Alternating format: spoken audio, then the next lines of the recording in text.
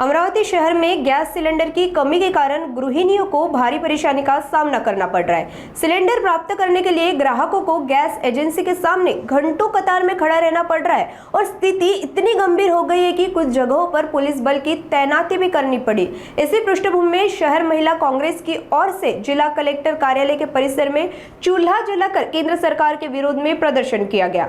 आंदोलनकारी महिलाओं ने चूल्हे पर खाना बनाकर सरकार के खिलाफ जोरदार घोषणाबाजी की।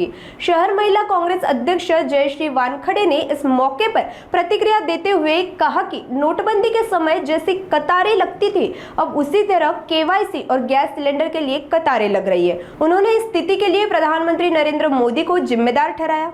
आंदोलन में शहर कांग्रेस कमेटी के अध्यक्ष बबलू शेखावत, मनपा गुट नेता विलास इंगोले, पूर्व महापौर एवं स्वीकृत नगर सेवक मिलिंद चिमोटे, स्वीकृत नगर सेवक अनिल अग्रवाल सहित कई पदाधिकारी और सैकड़ों महिलाएं मौजूद रही। म्हणजे आज बघा महिलांवर अशी परिस्थिती आली, सिलेंडरसाठी लाईन दिसत आहे। जेव्हा पंतप्रधान मोदी जेव्हा भारताचे पंतप्रधान झाले तेव्हा त्यांनी नोटबंदी केली होती, नोटांसाठी लाईन लागली। त्या नोटबंदीमध्ये बऱ्याच जणांचे जीव गेले, कारण तिथे धावपळ होत होती। कोविडमध्ये ऑक्सिजन मिळत नव्हता, ऑक्सिजनसाठी लाईन होती। बँकेमध्ये तुम्हाला माहीतच आहे सगळ्यांना केवायसी करायसाठी सुद्धा लाईन आहे।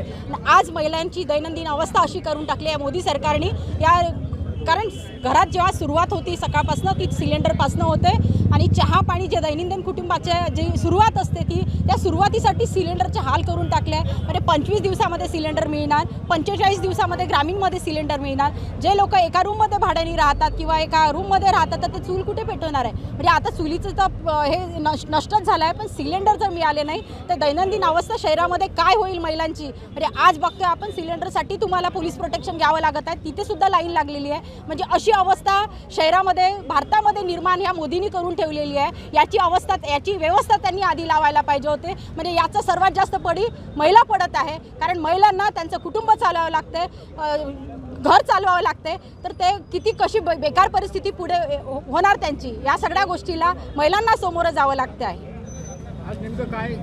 बघा ना, म्हणजे सिलेंडरचं तुम्ही सगळीकडे बघताय। म्हणजे आता जे मुलं जे शिक्षणासाठी चाललेले आहेत, मुलांचं सर्वप्रथम हॉटेल बंद होत आहे, ज्या खानावड्या आहे, कारण तिथेही सिलेंडरचं शॉर्टेज आहे। जिथे 120 रुपये थाली जेवण होतं, त्या मुलांना जे शिक्षणासाठी त्यांचा थोडका पैसा असतो, जिथे आईवडील पाठवत असतात तिथे त्यांना 250 रुपये थालीने त्यांना जेवण घ्यावं लागतं। म्हणजे किती दैनंदिन अवस्था म्हणजे महिलांची तर आहेच आहे, यामध्ये मुलांचे पण हाल आहे। म्हणजे व्यावसायिकांवर सर्वात प्रथम याचा पण मोठा परिणाम होणार आहे, कारण हॉटेल जवळपास बंद होत आहे।